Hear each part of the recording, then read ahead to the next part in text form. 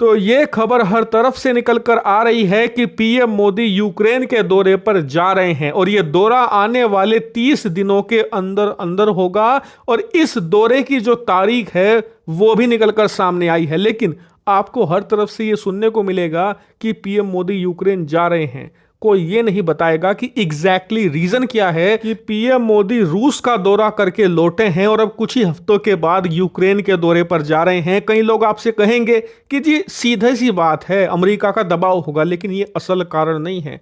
असल कारण है भारत की यहाँ पर चक्रव्यूह रणनीति, जो इस वीडियो में मैं आपको बताऊंगा। लेकिन उससे पहले इस दौरे की कुछ डिटेल जान लीजिए। जैसा कि आप स्क्रीन पर देख सकते हैं, ज्यादातर जो मीडिया पोर्टल्स हैं उन्होंने इस बात को कंफर्म किया है कि पीएम मोदी यूक्रेन तो जाने वाले हैं और ये दौरा आने वाले 25 से लेकर 30 दिनों के अंदर हो सकता है। वहीं बात करें तारीख की, तो बताया जा रहा है कि यह तारीख 20 अगस्त हो सकती है, लेकिन एक दो दिन आगे पीछे हो सकता है। लेकिन 20 से लेकर 23 अगस्त के बीच में पीएम मोदी कभी भी यूक्रेन की राजधानी कीव में लैंड कर सकते हैं। हालांकि आप कहोगे कि एग्जैक्ट तारीख भारत क्यों नहीं बता रहा और इसका ऑफिशियल अनाउंसमेंट अभी तक क्यों नहीं किया गया, तो इसके दो कारण हैं। पहला कारण तो यह है कि हमें वहां पर सिक्योरिटी अरेंजमेंट करने होंगे। आपको बता दूं कि इस समय वहां पर भयानक युद्ध चल रहा है और पीएम मोदी एक ऐसे देश में उतरेंगे जहां पर हर जगह बमबारी लगभग कभी भी हो जाती है। खासकर की राजधानी कीव की बात करें तो वहां पर तो रूस कभी भी हाइपरसोनिक मिसाइलें, बैलिस्टिक मिसाइलों से हमला करता ही रहता है।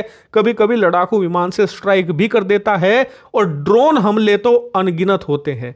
इन चीजों से निपटना हमारी सिक्योरिटी सर्विसेज के लिए एक बहुत बड़ा चैलेंज होगा। दूसरा सबसे बड़ा इंपॉर्टेंट चीज ये है कि हमें यूक्रेन जाने से पहले रूस के साथ समन्वय बिठाना होगा, क्योंकि रूस के साथ समन्वय बिठाएंगे तभी रूस की तरफ से हमें एक विंडो मिलेगी जिसके अंदर यूक्रेन के कीव पर कोई भी अटैक उस दौरान नहीं होगा और पीएम मोदी आसानी से वहां पर विजिट करके निकल जाएंगे। हालांकि इस दौरे की डिटेल आने में ज्यादा वक्त नहीं बचा है, कुछ ही दिनों में इसको लेकर क्लैरिफिकेशन आएगी ही आएगी, क्योंकि जो हमारी विदेश मंत्रालय है वो हर हफ्ते प्रेस ब्रीफिंग करता है।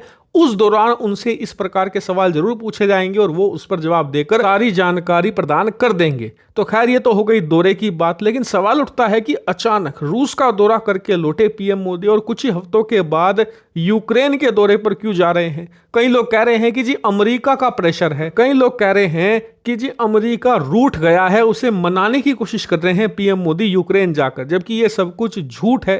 क्योंकि पिछले 2.5 साल से अमेरिका का प्रेशर है कि रूस से हथियार खरीदना बंद करो, रूस से व्यापार करना बंद करो, रूस से किसी भी प्रकार की तेल की डीलिंग मत करो। लेकिन हुआ क्या, भारत ने कोई भी प्रेशर नहीं माना और आज की तारीख में भारत और रूस का व्यापार युद्ध से पहले 4-5 बिलियन डॉलर हुआ करता था, आज 50 बिलियन डॉलर के भी पार चला गया है। यानी कि इस युद्ध के दौरान भारत ने कतई भी अमेरिका की परवाह नहीं करी और उसका नतीजा यह हुआ कि युद्ध के दौरान ही भारत का रूस के साथ व्यापार 10 गुना बढ़ा है। वहीं बात करें पीएम मोदी के रूस दौरे की, तो आप जरा कॉमन सेंस लगाइए कि जब पीएम मोदी रूस जा रहे होंगे तो भारतीय अधिकारियों के और खुद पीएम मोदी के दिमाग में ये नहीं आया होगा कि यार रूस जा रहे हैं, कहीं पश्चिमी देश नाराज ना हो जाए, क्या उनकी तरफ से बाद में दबाव नहीं आएगा। बिल्कुल होंगी, क्योंकि एक नेचुरल चीज है। लेकिन उसके बावजूद वो रूस के दौरे पर गए, यानी कि उन्हें पता था कि अमेरिका का दबाव आएगा, लेकिन हम उसे नहीं मानने वाले। तो खैर सवाल उठता है कि जब अमेरिका का दबाव नहीं है तो यूक्रेन पीएम मोदी क्यों जा रहे हैं।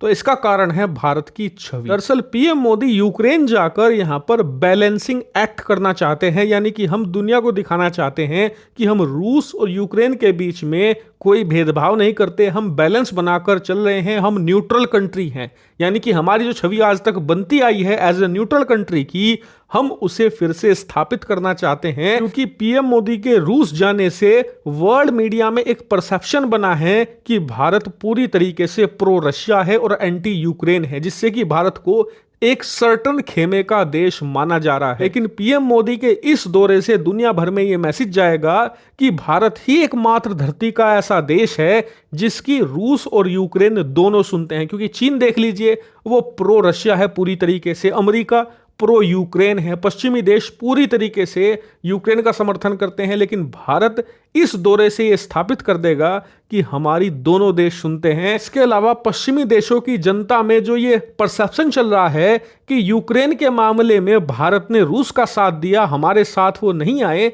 तो ऐसे में जब चीन के साथ इनका युद्ध होगा हम भी इन्हें अकेला छोड़ देंगे। एक तरीके से भारतीयों के प्रति और भारत के प्रति नेगेटिव सेंटीमेंट है, हम उसे भी नलीफाई कर देंगे इस दौरे से। और इसीलिए पीएम मोदी के आगामी 30 दिनों के अंदर होने वाले इस दौरे पर पूरी दुनिया की निगाह है, रूस खेमे की भी और यूक्रेन के जितने भी खेमे वाले देश हैं सब निगाह लगाए बैठे हैं। और इसीलिए ये एक ह्यूज इवेंट होगा और हिंदी नॉलेज शो आपको इसकी सारी डिटेल देगा, इसीलिए चैनल को सब्सक्राइब कर लेना।